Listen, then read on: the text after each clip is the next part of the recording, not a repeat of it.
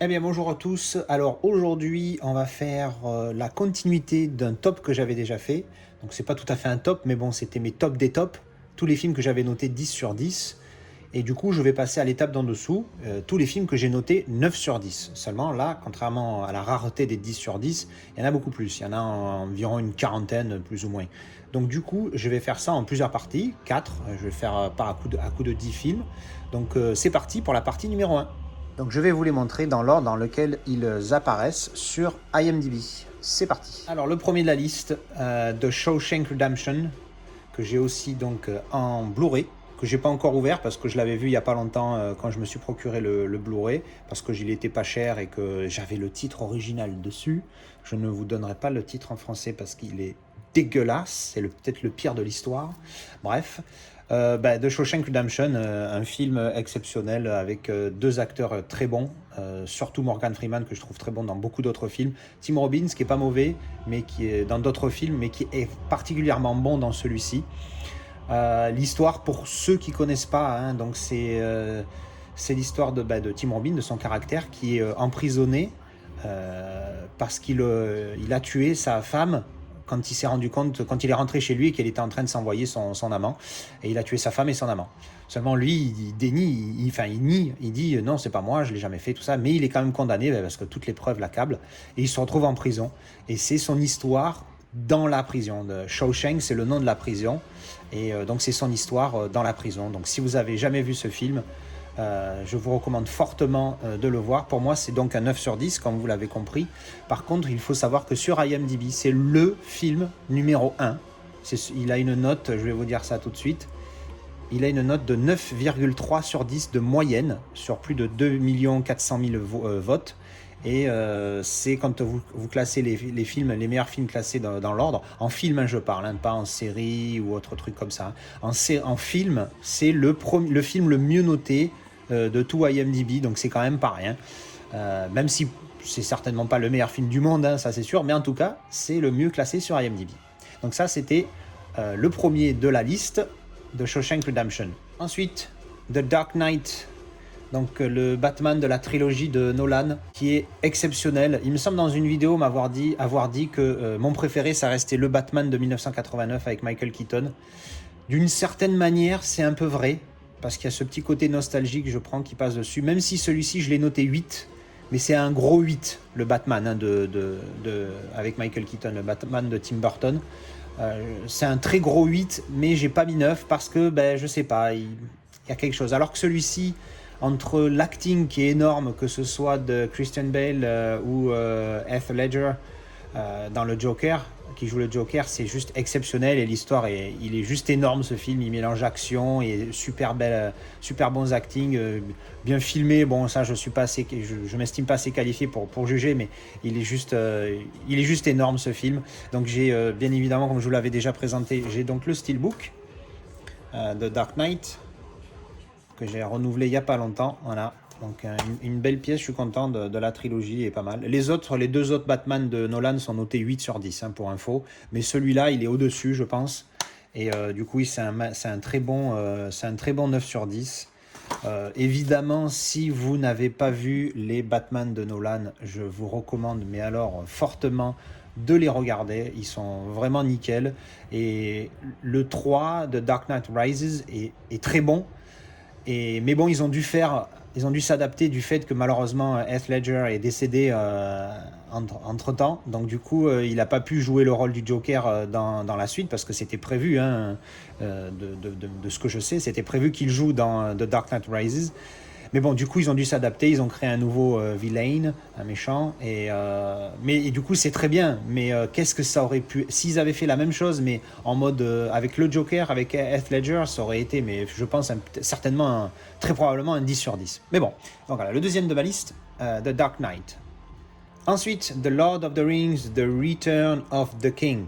Des films que je peux difficilement séparer, mais il faut bien les noter un par un. Donc du coup, j'ai mis 9 à celui-ci, mais j'ai aussi mis 9 à The Two Towers, parce que les deux, pour moi, c'est un 9. The Fellowship of the Ring, j'ai mis 8. parce que bon voilà, c'était le début, la présentation, tout ça, il y a moins d'action, moins de péripéties, tout ça, mais il est bien, attention, 8, 8 c'est une très bonne note. Et donc The Two Towers and Return of the King, pour moi, c'est des bons 9 sur 10. Et j'ai les steelbooks, comme vous le savez, vous avez vu mon déballage du coffret ici, hein, contenant la trilogie. Donc je vous les remontre vite fait. Il y a une vidéo dédiée, donc je ne vais pas vous remontrer les steelbooks, tout ça. Voilà, donc une belle collection de steelbooks, et surtout cette trilogie du Lord of the Rings, c'est tellement épique, c'est énorme, c'est vraiment... Je crois que c'est la seule trilogie, les seuls films que quand je les ai regardés, parce qu'évidemment, quand je ne peux pas regarder tout seul un des trois, c'est impossible. Donc pour moi, c'est vraiment une épopée. À chaque fois que je les regarde, je m'envoie les trois, version longue bien évidemment. J'attends avec impatience, parce que là j'attends un petit peu, parce que je les ai revus qu'il y a moins d'1 an, mais j'attends un petit peu avant de me les faire en 4K, hein, parce que depuis que j'ai les steelbooks, je suis un peu comme ça, j'ai envie de les voir, mais j'ai pas envie trop de me spoiler, de les revoir trop tôt, enfin bref. Oui, donc c'est vraiment quelque chose d'unique. Je dis ça pour ceux qui connaissent, mais qui n'ont jamais vu, ou qui ne connaissaient pas du tout, hein, c'est possible. C'est vraiment quelque chose d'épique, on est dans une histoire, on est attrapé, les développements, c'est vraiment... a journey, un voyage exceptionnel que vous faites avec les personnages lors de leurs aventures. C'est vraiment quelque chose d'énorme et que je recommande fortement. Alors peut-être pas en une journée de s'envoyer les trois, moi il y a que des malades comme moi qui le font, mais au moins en un week-end ou se les enchaîner un par soir. Enfin je sais pas, mais c'est exceptionnel, c'est vraiment énorme. Ensuite, on a Forrest Gump.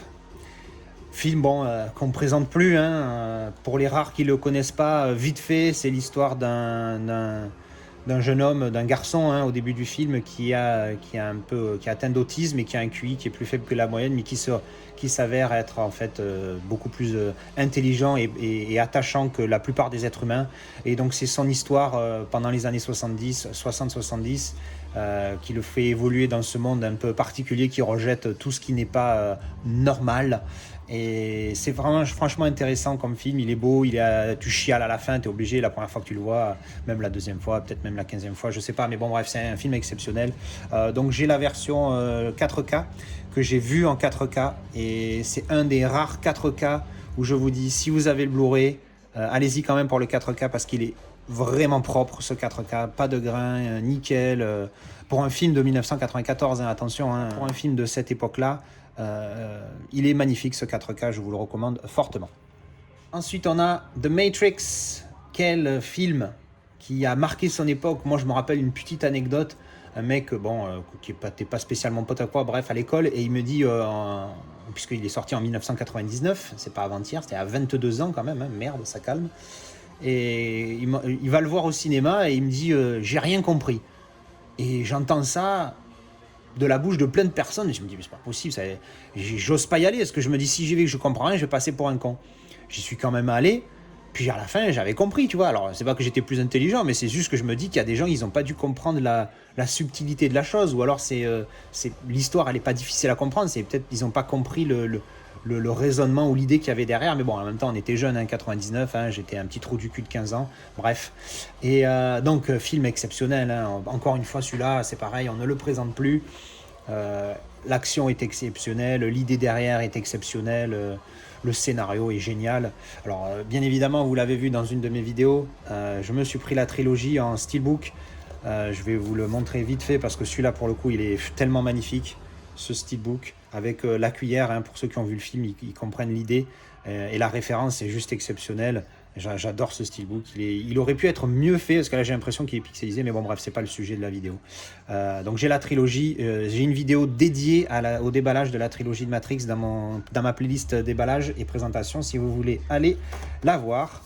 Et donc oui, The Matrix. Alors le premier c'est un 9, les autres je me rappelle plus comment je les ai notés, je vais vous dire ça rapide parce que l'avantage d'IMDb c'est qu'il y a tout, on peut garder l'historique. Donc c'est suivi par Reloaded, j'ai mis 7, et Revolution j'ai mis 8. Alors c'est des films qui sont beaucoup moins appréciés, mais moi je les ai aimés, j'ai trouvé que c'était des bons films. malgré... ils sont moins bien, évidemment, quand vous comparez au premier. Il est mieux, oui, il est mieux que les autres, ça, il n'y a pas à débat. Mais les suites sont bonnes. Alors, je croise les doigts pour le 4, hein, en espérant que ça ne va pas foirer tout. Hein. Mais bon, enfin, tout, ça ne foirera pas tout. Hein. Le 4, au pire, on dit qu'il n'existe pas, et ben basta. Mais oui, le premier est très bien. Les suites sont bien aussi. Moi, je les ai appréciées. Mais le premier est un très bon neuf. Ensuite, The Green Mile.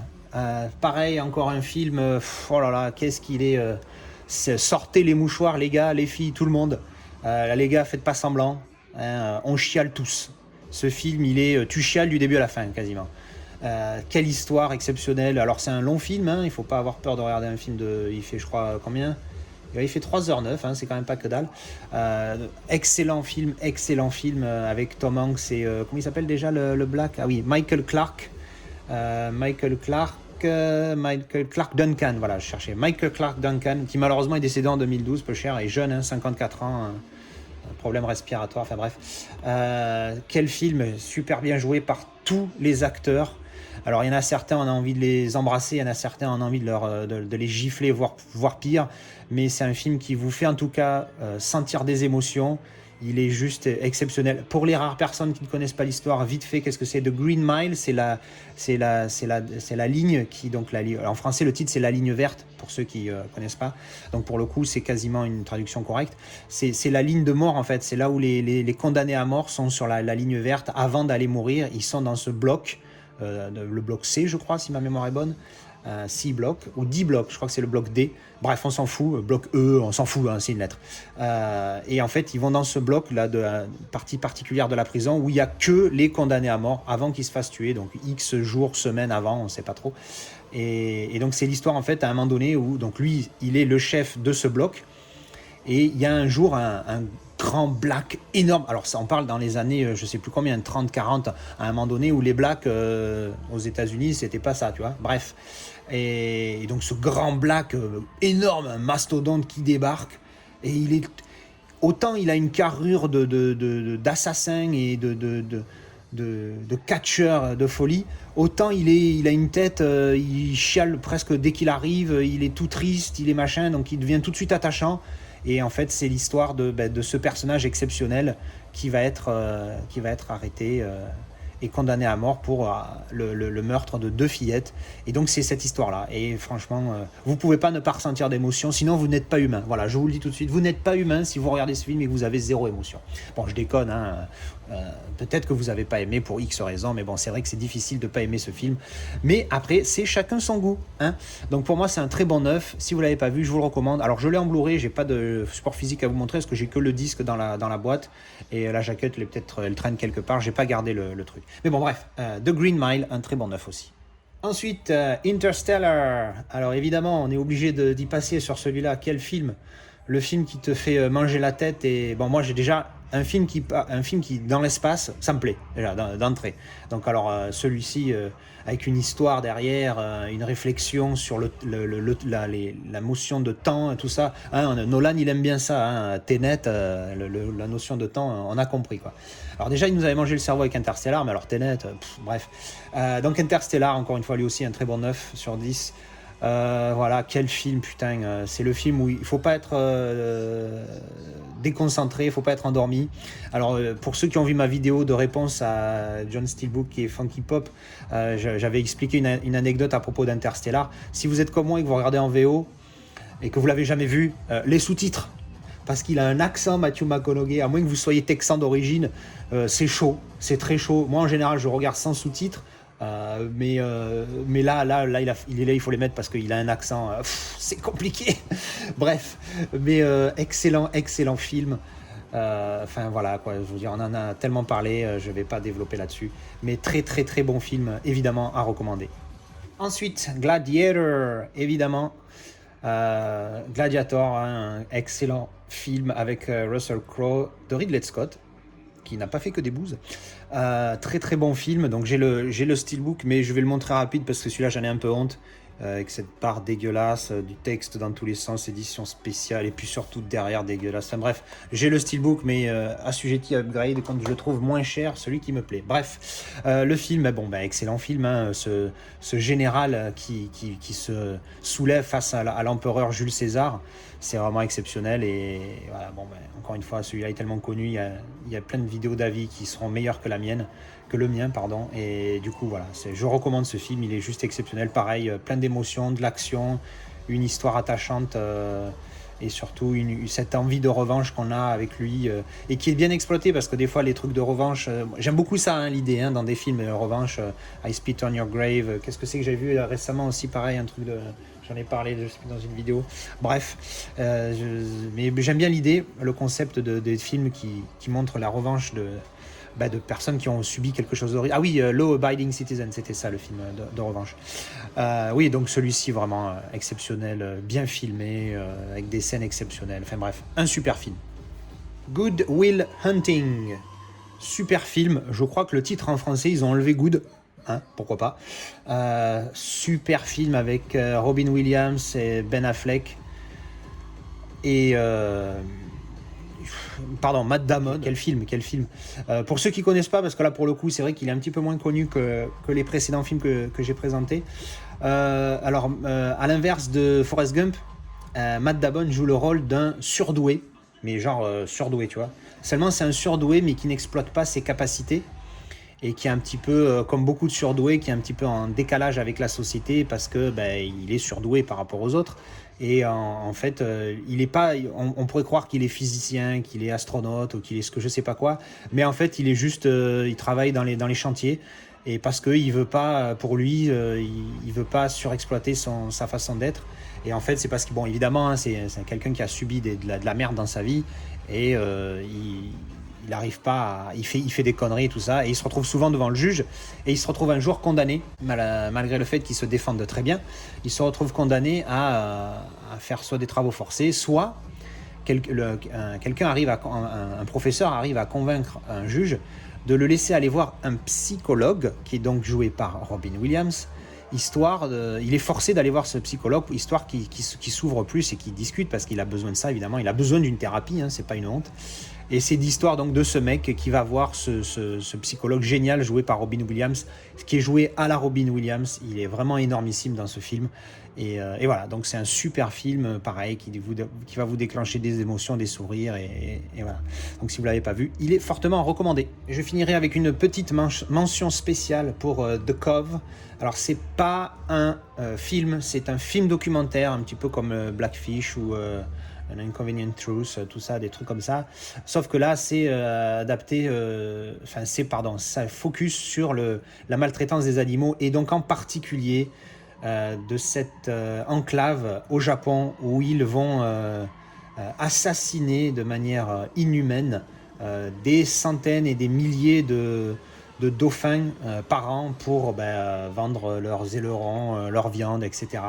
Et donc c'est un reportage là-dessus, donc je l'ai en Blu-ray. Donc tu vois, il l'appelle The Cove, la baie de la honte. Donc voilà, donc c'est là où ils vont assassiner tout ça, et c'est un reportage là-dessus qui est énorme. Alors moi j'adore les animaux, hein, je suis pas devenu végétarien pour rien. Et donc je trouve ça intéressant à regarder, parce que je n'ai rien contre les mangeurs de viande. Calmez-vous, dans les commentaires, les haineux là, on les connaît. Je me méfie maintenant, après la dernière vidéo que j'ai faite, je me dis je vais avoir les haineux qui débarquent. Non, je décode, mais bon, je respecte chacun, les goûts de chacun fait ce qu'il veut, tant que c'est fait dans un respect minimum. Et donc là on peut pas parler de respect, c'est pas possible. Donc c'est dur, mais je pense qu'il faut le voir pour faire réaliser à certaines personnes que c'est pas forcément obligatoire de manger de la viande au petit-déj, à la midi et le soir, ou du poisson, hein, c'est dans la même idée. Donc voilà, intéressant à regarder, dur, mais je pense que c'est la réalité qui fait ça aussi.